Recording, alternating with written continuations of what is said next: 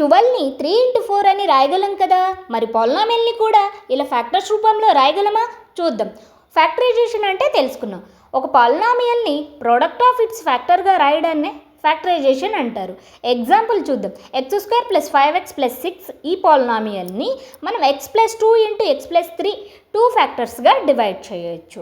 ఇక్కడ చూడు x + 2 x + 3 అనేది 2 ఫ్యాక్టర్స్ ఆఫ్ దిస్ పాలినామియల్ అవుతుంది. సో ఈ 2 ఫ్యాక్టర్స్ని మళ్ళీ మల్టిప్లై చేస్తే మనకు ఒరిజినల్ పాలినామియల్ అనేది వస్తుంది. ఫ్యాక్టరైజేషన్ అంటే ఒక పాలినామియల్ ఎక్స్ప్రెషన్ని ప్రోడక్ట్ ఆఫ్ ఇట్స్ సింపుల్ ఫ్యాక్టర్స్గా రైట్ చేయడాన్నే ఫ్యాక్టరైజేషన్ అంటారు.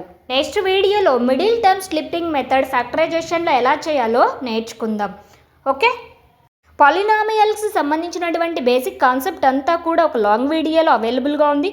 లింక్ కింద ఇస్తాను, చెక్ చేయండి. ఇలాంటి మ్యాథ్స్ కాన్సెప్ట్స్ కోసం please subscribe Srikari knowledge hub.